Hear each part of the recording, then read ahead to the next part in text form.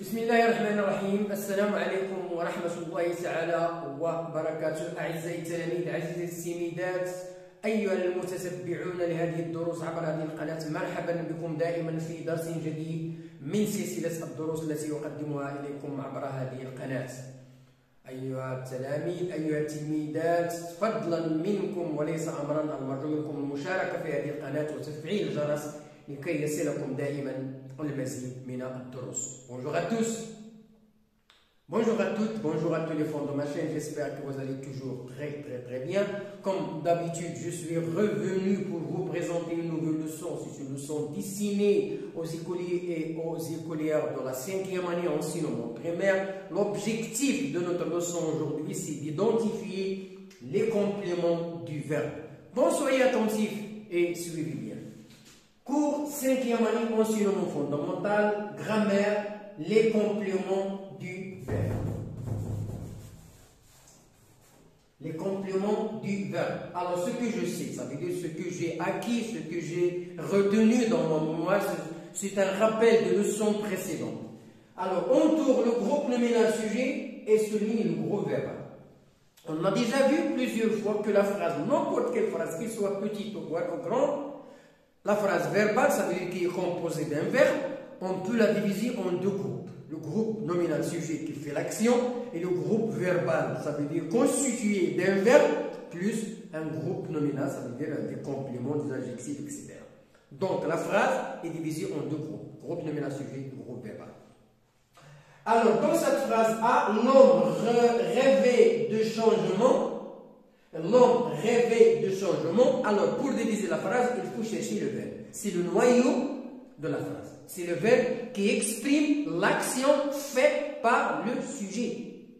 Donc, qu'est-ce qu'on cherche? On cherche le verbe. Donc, l'homme rêvait de changement. Que fait l'homme? Rêver. Donc, voilà le verbe. Alors, les verbes plus le groupe de mots qui vient après s'appelle groupe verbal. Donc voilà, rêver de changement, groupe verbal. Qui est-ce qui rêvait de changement? C'est l'homme, groupe nominal sujet. Donc on a deux groupes. Les progrès technologiques sont devenus réalité. Sont devenus réalité. Bien. Les progrès technologiques, techniques,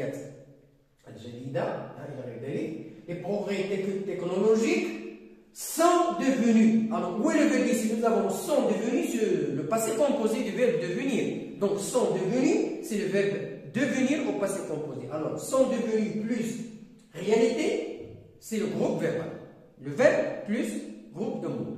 Alors, qui sont devenus réalité? Ce sont les techniques ou bien les progrès technologique. Donc voilà le groupe nominal sujet. Donc on a divisé la phrase en deux groupes. Groupe nominal sujet qui fait l'action et le groupe verbal, ça veut dire le verbe plus un groupe de mots, complément des adjectifs, etc. Bon voilà ce que j'ai retenu. Maintenant on va passer à l'observation et la découverte, ça veut dire découvrir la nouvelle difficulté du jour. Bon, je passe dans l'autre tableau pour terminer l'explication.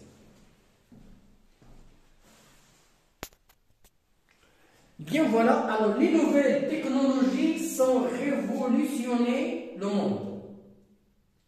Les nouvelles technologies بمعنى التقنيات العصرية خلقوا واحد الثورة في العالم. ont révolutionné le monde, ça veut dire خلقوا ثورة عالمية. La phrase B, l'intermède réduit les distances. Je me souviens de mon premier smartphone, je pense à tous les inventeurs. Alors, je réfléchis. De quoi est composé le groupe verbal en révolutionner le monde? Alors, nous avons ici, comme on a dit, que chaque phrase, elle est composée de deux groupes. Le groupe nominal sujet qui fait l'action et le groupe verbal. Ça veut dire le verbe plus le groupe nominal. Dans la phrase, les nouvelles technologies ont révolutionné. Donc, en révolutionner, c'est le passé composé du verbe révolutionner. Donc voilà le verbe plus quoi? Le monde. Complément d'objet direct. On révolutionne quoi? Le complément d'objet direct du monde. Donc le groupe nominal sujet, les nouvelles technologies.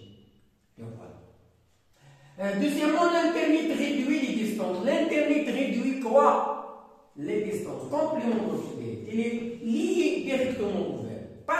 Pas de petits mots, pas de préposition. Je me souviens de mon premier smartphone. Alors ici, mon premier smartphone, c'est un complément. Il est précédé d'une préposition de. Donc, je me souviens de quoi? De mon premier smartphone. Donc, complément d'objet indirect. Il est lié au sujet par une préposition. Ça veut dire qu'il est séparé du groupe nominal sujet par une préposition. Je pense à tous les inventeurs. Je pense à quoi? À tous les inventeurs. C'est un complément d'objet indirect. Il est précédé d'une préposition. Ça veut dire que le groupe verbal, que le complément d'objet indirect, il est séparé du verbe par une préposition. Donc voilà la différence entre un complément d'objet direct lié directement au verbe et complément d'objet indirect, il est séparé d'une préposition du verbe. Donc c'est un complément d'objet indirect. Alors je pose la question, à quoi? À qui? De quoi? De qui? Pour trouver le complément d'objet indirect. Pour le complément d'objet direct, je pose la question de petits mots. De quoi et qui? Quoi pour les objets et qui pour les personnes. Voilà. Je réfléchis de quoi est composé le groupe verbal en révolutionnement. On a dit qu'il est composé d'un verbe plus complément d'objet. Le groupe verbal est composé d'un verbe en révolutionné plus le complément d'objet direct. De quoi est composé le groupe verbal réduit les distances? Il est composé d'un verbe réduit plus complément d'objet direct. Voilà. Le groupe verbal, je me souviens de mon smartphone. Alors, préposition plus groupe de mots égale complément d'objet indirect. Voilà le verbe. La préposition, voilà le groupe de mots, ça donne le complément d'objet indirect. Et voilà le verbe, il est séparé du complément d'objet indirect par une préposition. Le groupe verbal, je pense à tous les inventeurs. Nous avons à, c'est une préposition. Tous les inventeurs, c'est un complément d'objet indirect. Il est précédé d'une préposition à. Je pose la question à quoi? Je pense à quoi? À tous les inventeurs. J'aime bien le mot ça. Bon, voilà la différence entre complément d'objet direct et complément d'objet indirect. Ce sont des verbes transitifs. Ce sont tous les verbes dans ces phrases-là, ce sont des verbes transitifs. Ça veut dire qu'ils ont besoin d'un complément d'objet direct ou indirect. Complément d'objet. Verbe transitif direct et verbe transitif indirect. Quand on dit direct, ça veut dire avec un complément d'objet direct. Quand on dit verbe transitif indirect, ça veut dire complément d'objet indirect. Voilà. Et tous les deux, ce sont des verbes transitifs. Je termine l'explication sur l'autre tableau. Alors je manipule et je réfléchis. En manipulation, réflexion, observe les groupes verbaux. Les groupes verbaux. Observe les groupes verbaux. De quoi sont-ils composés? Ils sont composés d'un verbe, voilà, plus complément. Plus complément du verbe. C'est un complément du verbe, ou bien direct ou bien indirect. Que complète le monde à tous les inventeurs? Je pense, que complète le monde et à tous les inventeurs.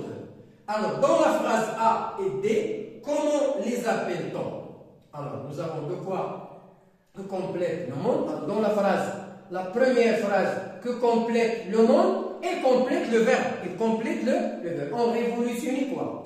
Que complète le monde, il complète le verbe. On révolutionne. Que complète à tous les inventeurs. Alors, je pense à tous les inventeurs, il complète le verbe penser. Je pense à qui? À tous les inventeurs.